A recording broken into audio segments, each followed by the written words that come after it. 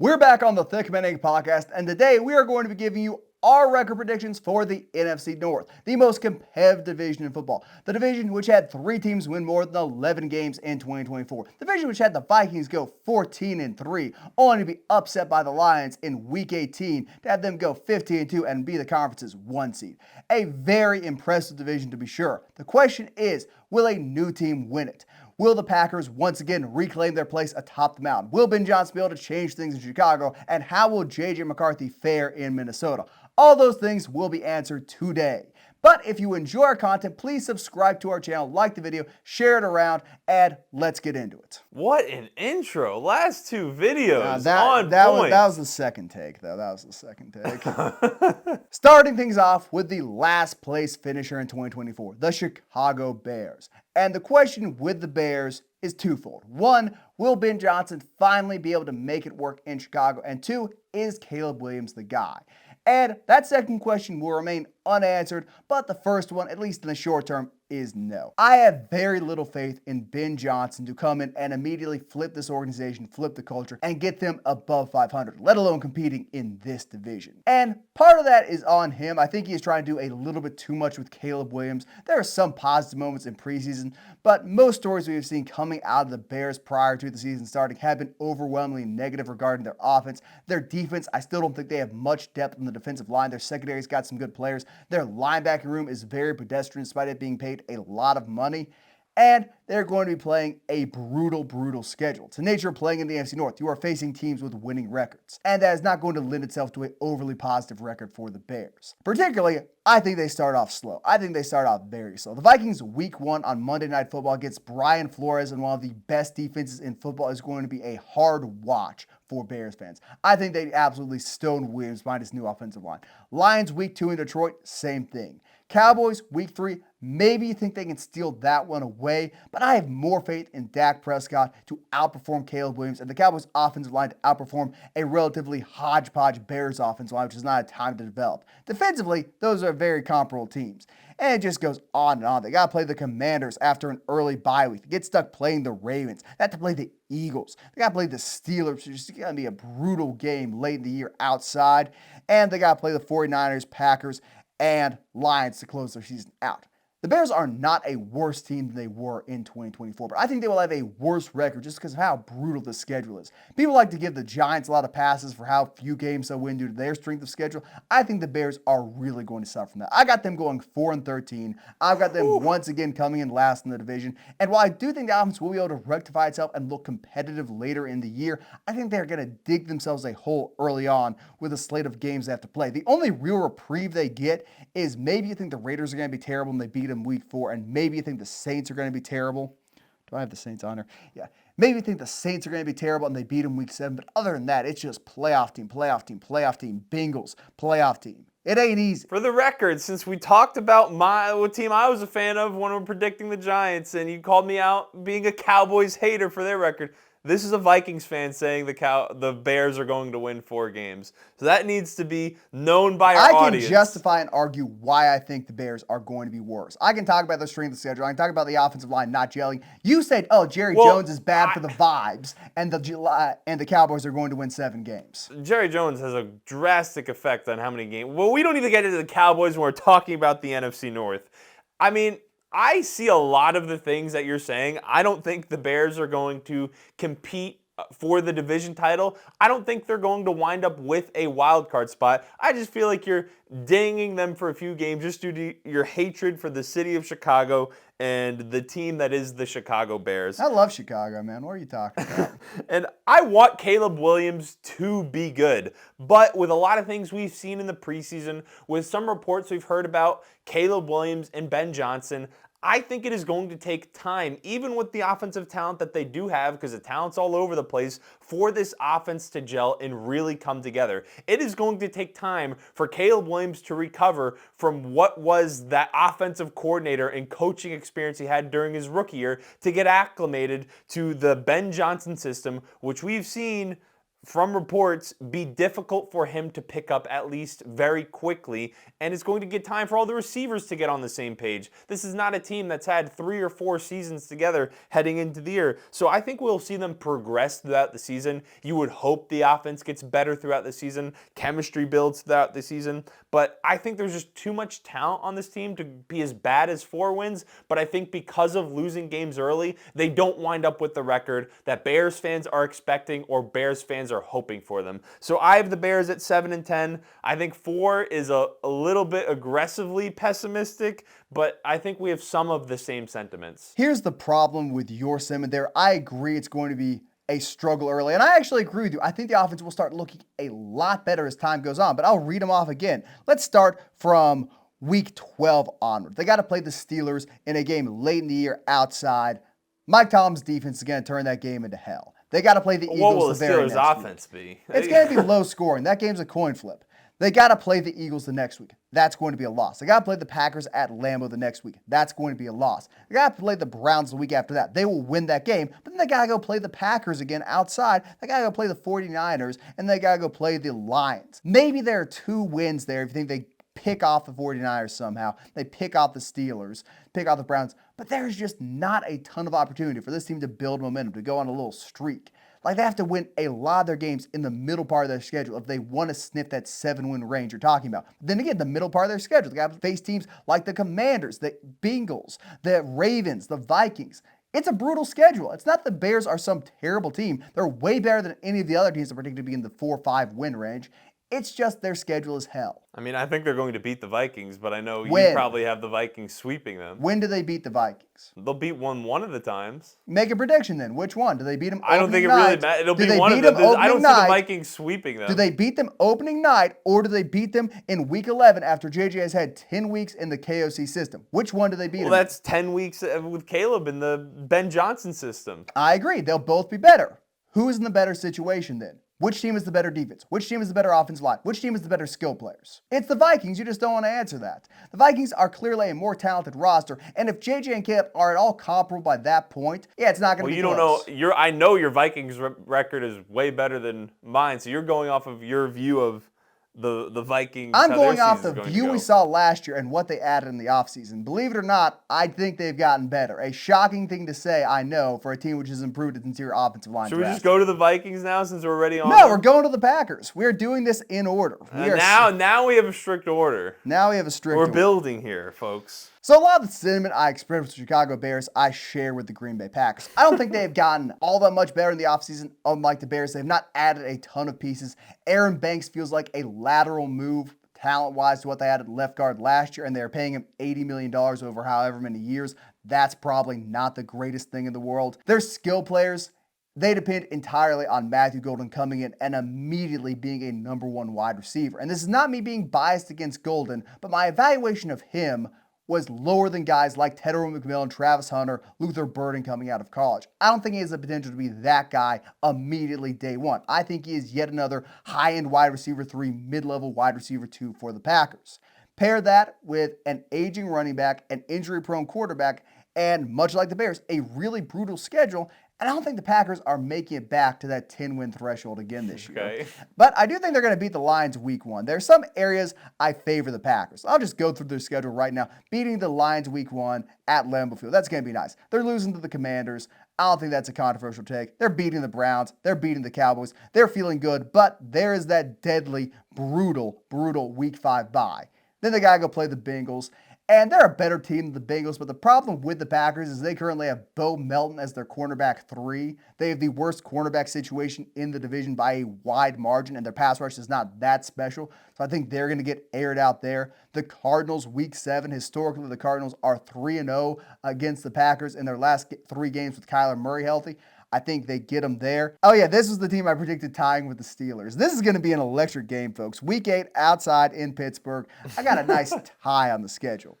And then they got to play teams like the Eagles, the Giants, the Vikings, teams with brutal pass rushes, hard defense, the Ravens later in the year. The Broncos, they got to go to Mile High Stadium. Come on, it's you're not gonna be teasing us. easy. Let's get to the I record. got them sitting at a record of 7-9-1. Okay. Which I think is fairly fair. They beat the teams they're supposed to beat, but a lot of the top dogs in the division have their way with them. They're out of conference games like the Ravens, the Broncos, the Bengals, and the It's certainly Eagles. not Just an optimistic jump on. view for a division rival. Yeah, it's a pessimistic view. I'll fully agree with that. I'm being pessimistic about every team in this division. For the besides the Vikings. No, I'm very pessimistic about them. Oh, okay. For me, the Packers, they just have less question marks and more continuity compared to the Bears, compared to the Vikings heading into 2025. They have continuity at coach, at quarterback. I think Matthew Golden is going to come in and be really good. You said there's going to be pressure on him for him to be the number one receiver, but Jaden Reed has been a very good wide receiver, so I think him coming in, offering some different type of talent on the outside is going to complement what Jaden Reed is able to do well. Tucker Kraft, I think, is a very good tight end. Josh Jacobs is always consistently good. So I like the talent they have on offense. They did not lose a ton on either side of the ball. So when we look at the Matt LaFleur Packers with Jordan Love, who's also healthy heading into the year, hopefully he doesn't get injured again week 1 like he did last season, they sneak in the back end as a wild card team into the playoffs. So do I think this Packers team is going to be a bunch of world beaters? No. Do I think they'll be a phenomenal team that's just as good as the top teams in the AFC, or they'll be as good as the Eagles, let's say? I don't think that, but I have them sneaking in the back end of the playoffs with a 10-7 record. You know, you can call me delusional as much as you want. By what definition is Jaden Reed a very good wide receiver? If we are calling him a very good wide receiver, who else are we calling a very good wide receiver? This is the same definition you used to call Darius Slayton a very good wide receiver. Yes. No! He led the NFL in drops per target last year. He cannot catch. He's a What are we productive talking player about? of the Packers offense. Like, he's not a bum. He's not a very good player. What adjective would you use to describe Jaden Reed then? A mid-level wide receiver too. So mid. That's a good player. That's a No, starting it's not. player. A good player and starting player are not the same thing. Average is not good. Well, the Vikings, they're going to need a receiver to replace Jordan Addison for the first Hey however man, many Adam weeks. Thielen is on the way, and it's 3. 3 weeks. Thankfully, the Vikings' schedule lines up fairly favorably for that stretch. I will say I am maybe being a bit too harsh on the Packers. I think Jordan Love will struggle to make it through an entire season without being hobbled. He's been hobbled twice with injury in both of his previous 2 seasons. If he can stay healthy, I will bump them up quickly, another 2-3 wins. I'll have them beating the Steelers by a point instead of tying with them. But I just have very little faith they can keep everything together. And you talked about the continuity with LaFleur. They got continuity in Detroit. They got continuity in Minnesota. Those teams continuity in Detroit, both their coordinators left. still got the same head coach and still got both OC and or both the play caller on offense and defense in Minnesota. Does that continuity not count for anything? It counts for something, but there's a massive question mark at the quarterback position. Yeah, and there's a massive question mark in the Packers secondary, but we're just going to ignore that. Defense is pretty mid, man. I don't know how you got them winning. What you said? 10-7 is not an insane prediction. It's not like I went out there and said the Packers are going to win the division with 13 wins. I think there's a wild card team. I mean, I guess if we're gonna call it, and 10 wins is not that far off from even the Bears at 7 wins. I have had, funnily enough, every team in this division has a worse record for me in 2025 than they did in 2024. Each team played above what we thought they were going to be last year, Oh, except maybe the Bears. Bears are right where I thought. Except the Bears. Anyway, on that note, the Bears' Week 1 opponent, the Minnesota Vikings. And you look at the Vikings' areas of weakness in 2024. The secondary was not great at the cornerback position. They have not handled that exceptionally well. That is the one glaring weakness you can still point to with this team. I think Isaiah Rodgers can be a fine cornerback too. I'm fine with Cam Bynum as a cornerback 1. After that, it is bleak. It is Jeff Okudah as the team's current cornerback 3. And we saw Jeff Okudah against Stephon Diggs in the joint practice. Shout out to Stephon Diggs. That's going to be rough if it has to be done for a long period of time. The interior of the offensive line completely overhauled. Stealing Fries and Kelly away from the Colts is a good thing. They have a little bit of continuity built up between them. Drafting Donovan Jackson in the first round is a bit rich for my blood, but he's an Ohio State offensive lineman, so there's some bias there. Maps out to be a fairly good player. The hit rate on interior offensive linemen going in the first round is high. Outside of that, though, wide receivers great. added another phenomenal running back in Jordan Mason to split the workload with an older Aaron Jones. That backfield should be pretty good, a top 10 tandem in the league. Tight end TJ Hawkinson, good if he's on the field. Linebackers, love Cashman, love Pace. Defensive line, incredibly productive. We hope Dallas Turner can take another step in year 2 as he gets a bit of Pat Jones's snap share. Interior defensive line overall with guys like Jonathan Allen. Good moves all around the board. Outside of one position, it is hard to argue the Vikings as a team got better in the 2025 offseason. That one position, though, is quarterback. I'm not going to let you. I don't trust you to give your thoughts on JJ McCarthy. I don't think he is quite as physically talented as Sam Darnold. I think it is really hard to bet on a guy who was hand-chosen by Kevin O'Connell, who has made Nick Mullins, Josh Dobbs, and now a massive reclamation project in Sam Darnold work. It's hard to bet on that guy not to be somewhat successful. I don't think he is going to bottom out.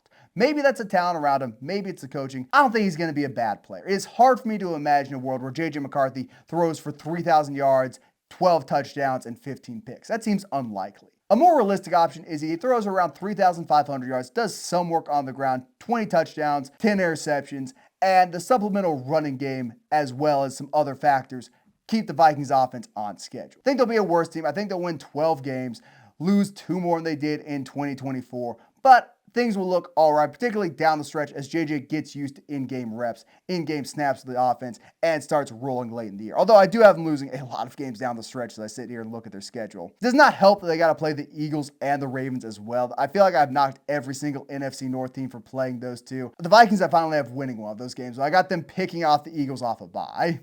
I think the entire NFC North, from a record prediction standpoint, is going to come back down a little bit to earth because the entire division dominated the NFC last year. From the Vikings, Lions, Packers, all of them were quality teams, and I think we're going to see them come down a little bit. And I don't really have a strong conviction about the Vikings record because of all the positives that you named about them. They have 2 very good wide receivers, elite tight end. They improved everywhere across the offensive line. I think an underrated piece of their offseason is that they have the deepest backfield that I think they've had in a while between Aaron Jones and Jordan Mason. Brian Flores will have that defense humming.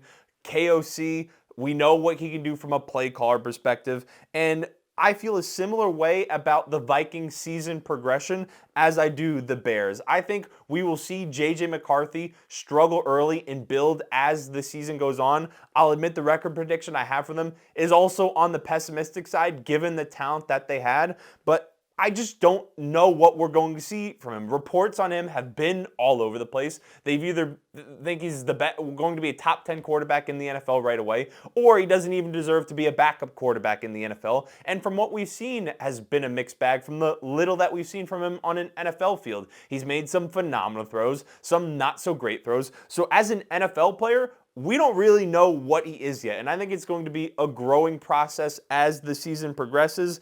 I'm erring on the side of young quarterbacks struggling early and that's significantly impacting the team's record. I have them going 7-10, but again, JJ is younger than Cam Ward, same age as Jackson Dart. All last year was recovering from an injury rather than just solely sitting behind Sam Darnold and learning. So I think that's another element. I forgot they locked him in the training room and didn't let him watch any film. No, but it's time taken away recovering that you're not on the practice field learning behind Sam Darnold like we've seen other rookies do when they've sat their entire first year. I think there is some truth to the idea JJ will not be perfect early on. But my response to that is pretty simple. Look at who they play early on. The Chicago Bears week 1 with another young quarterback in the first year of an offensive system on a team which is worse than the Vikings from a on-paper talent standpoint. Probably win that game. They play the Falcons. You trash the Falcons. You said the Falcons are going 7-10. You think they've got weaknesses in their front 7. Vikings should be able to run on that team fairly well. Should be able to pass on the team with Justin Jefferson. We have seen what Justin Jefferson does to the Atlanta secondary in the past. Should be able to win that game. The Bengals, they're still an absolute dumpster fire. Unless you think Jamar Chase just lights up the Vikings secondary and their pass rush cannot get home before he gets open, Minnesota should be able to win that game and keep that offense in check. And then you've got the 2 international games, which I just had them splitting one way or the other. I don't know if it's going to be the Steelers or the Browns to knock them off, whatever. Early on, these are winnable games. The first 5 weeks of the season is easy to imagine Minnesota going 3-2 and 4-1. After that bye, it gets difficult, but after that bye, JJ's got his sea legs. Another thing, the stretch of games he has to play after the bye, the Eagles is going to be tough, but if they're any team in the NFC North is going to beat the Eagles, it's going to be the Vikings off a bye. The Chargers, Rashawn Slater not being on the field means they are going to get torn apart from a pass rushing standpoint. The Lions probably beat them there. The Ravens probably beat them. They get to play the Bears again. I have a lot of faith in that. They swept the Packers last year. I see no reason they shouldn't sweep them again this year. Seahawks in Seattle's probably going to be a loss. Commanders, coin flip. Like, these are all winnable games except for the Ravens game. The Ravens game is going to be tough. Part of me wonders, with them adding Jordan Mason to the backfield and what they've done with the interior of their offensive line, if they are going to maybe not let JJ McCarthy they're going to run throw the ball way a ton more. I mean, early. They couldn't run it on first down last year. They had the worst red zone rushing offense in the NFL in 2024. They would like to be able to run the ball a lot better than they did last year. From a statistical standpoint, JJ is not going to throw for the 4,500 yards or whatever Sam Darnold hit last year. I've never labored under that delusion. What he is going to be able to do is throw the ball accurately with touch outside, get the ball in his wide receiver's hands on screens, and most importantly, find players over the middle in a way Sam Darnold really just was not good at. Darnold can take those big sideline shots or those over-the-middle shots 30 yards downfield, but he cannot hit those little slant routes with timing. He can't really effectively throw drags. He just lacks some of the nuances JJ has. And with wide receivers creating as much separation as the Vikings do, I really struggle to imagine him not being able to produce a functioning passing offense. Like, you have to be extremely pessimistic on JJ. You have to think he is a backup quarterback or worse, to think the Vikings offense will not be really good in 2025. Sometimes the record a team winds up with, I mean, we've said this numerous times throughout our record predictions, is not exactly entirely representative of how good the team plays throughout the year. And some games just don't go their way because of the struggles early in the season or a few injuries that don't go their way. Jordan Addison also is not going to be on the field the first 3 weeks of the season, and it's only going to be Justin Jefferson. So it's only going to be Justin Jefferson. That is a fair point. Because I would say Malik Neighbors and is enough for TJ the Hawkinson and Jordan Mason and Aaron Jones. So to close it out, I said in my opening statement, I'll say it again now, I won't be surprised if this team is able to contend for the division because JJ McCarthy is that guy and KOC handpicked him and he succeeds at a high level within the Viking system. For the sake of these, I'm not going with that perspective.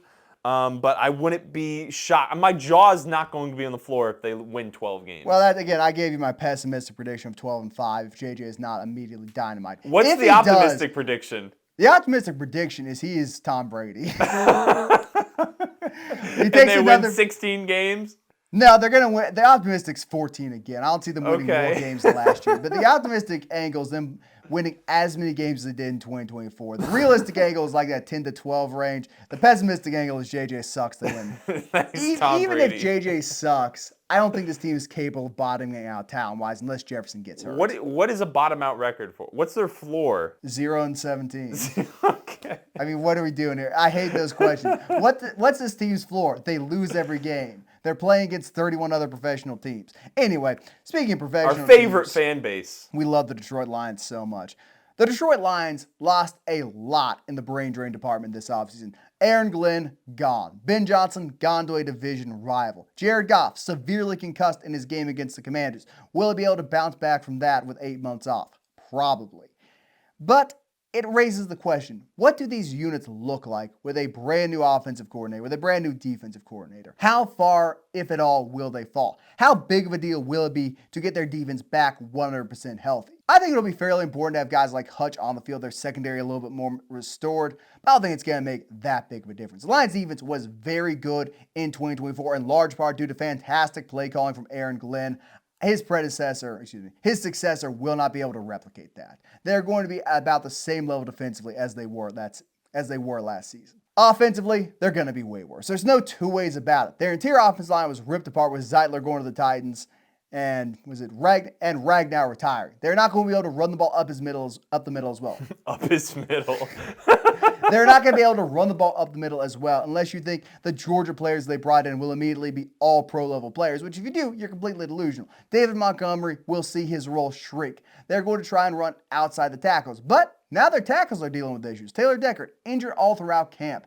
not going to be 100% week 1 even if he is on the field. The only real area of strength on that offensive line is Penei Sewell, who's one of the 2 best right tackles in football, but he can only run the ball to the right so many times before the defense starts lining up 5 guys out there. In the pass pro game, not going to be as effective at keeping Jared Goff clean. He's going to be hit more. He's going to have less time to throw it. While a guy like Amon-Ra St. Brown is still going to be very productive because he can create 5 yards of separation on a slant route, J-Mo is going to see his role shrink because he's just not going to have time to run these long, deep routes, which take 3 seconds to develop because Goff will be on the ground. Laporta probably sees an increase in his role because Goff's checking it down, trying to get out of the pocket. But the offense is just going to be worse. The defense is going to be about the same. They play a tougher schedule. The Vikings are going to pick them off at least once. The Ravens are going to beat them in week 3. The Chiefs are going to manhandle them in week 6. And I've got them falling apart to 11-6. Mind you, still a playoff team, still in the wild card, but not retaining the division title, not retaining the 1 seed in the NFC, and having to go on the road in the first round. I don't even think 11-6 is falling apart. I think that is incredibly realistic. To Lions fans that probably think they're going to repeat with a 15-2 record or 16-1 record, that would be falling apart. But it is extremely hard to win 15 games one year, lose both your coordinators, lose 2 key pieces to your offensive line, and go back, win in that many games again in a very competitive division. I have many same sentiments that you do when it comes to this Lions team. Interior of their offensive line is going to be worse. On the defensive side of the ball, they should be better with Aiden Hutchinson hopefully playing the entire year. Thicc Williams hopefully bolstering that run defense on the interior, their first round pick. But will that be negated by having a new defensive coordinator come in? Aaron Glenn had that unit being very successful even when Aiden Hutchinson went down with an injury. So there's a lot of question marks with this Lions team. Are they very talented enough to still compete for the division title? Yes, I think so. They're just not going to be anywhere close to the 15-2 record they had last season. There's going to be offensive struggles. Jared Goff is not going to be throwing from as clean a pocket. Maybe Isaac Tesla steps up and is able to be that outside wide receiver opposite Jameson Williams. Yeah, good luck with that, Tex.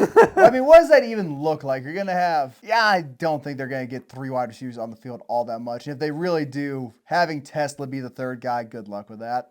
What you're also missing out on is they have essentially lost an all-pro safety as well because Kirby Joseph was the first-team all-pro selection because he had a lot of opportunistic picks. Picks because a ball got thrown into double coverage or a ball got tipped. That was due to Aaron Glenn's scheme. That scheme's gone, which means Kirby Joseph as an all-pro level player is also gone. He's going to have to go back to being that hard-hitting, borderline dirty player that we all know and hate. He is not going to be a premier pass defender anymore. So that's a piece they lost. Talking about Hutchinson, I like Hutch. I think he'll be back to an all-pro level by the end of the season. But he was never going to maintain that 7.5 sack pace. He was playing backup tackles the majority of the time in the front half of 2024. And that's just not going to be the case. He's going to have to play real big boy, Zach Tom, Brian O'Neill level guys, and they're going to beat him more often than not. They expect a Defensive Player of the Year level campaign from Hutch coming off a snapped leg is delusional. Well, I think it's fair that he won't be maybe quite as good as he was before he got hurt last year, but having him on the defensive line compared to not having him on the defensive line is a plus at the end of the day. I think anyone would agree with that. Well, it's a plus, and then there's this gigantic minus named Aaron Glenn who is going to change the Jets culture. Boy, we should have waited. Change the Jets. We should have waited to do the Jets record prediction because that fella Justin Fields does not look good. I would agree. For the record, I also have the Lions at 11-6, winning the NFC North. I think it's safe to say, record-wise, all these teams will be worse. Even the most ardent of Lions, Packers, maybe the Bears fans think they'll win more games, and Vikings fans think they're going to lose more. They realize that 2024 is a bit of an anomaly. How much of an anomaly remains to be seen. The only team that thinks they're going to be through or fan base is the Bears fan base. Which, as we know from the past 3 off seasons, means they're going to win 2 games. Exactly. That has been our NFC North record predictions, concluding our divisional predictions heading into the 2025 season. Check out all of our other record predictions on our channel if you have not already. Let us know what you think down in the comments below. Like the video, subscribe to the channel, and we'll see you in the next one. Do you think if Bears fans watch their team win 6 games or less again after declaring complete offseason victory for the 3rd season in a row, do you think that is finally enough to make them stop doing that? Or is it just going to be a repeating cycle? They're going to say, Arch Manning's the greatest quarterback ever, and he's coming to Chicago. He's going to revolutionize the NFL. Do we just keep doing this over and over again until the NFL disbands? That'll never happen. The NFL's never disbanding, and the Bears are never getting Arch Manning. Fans will be fans.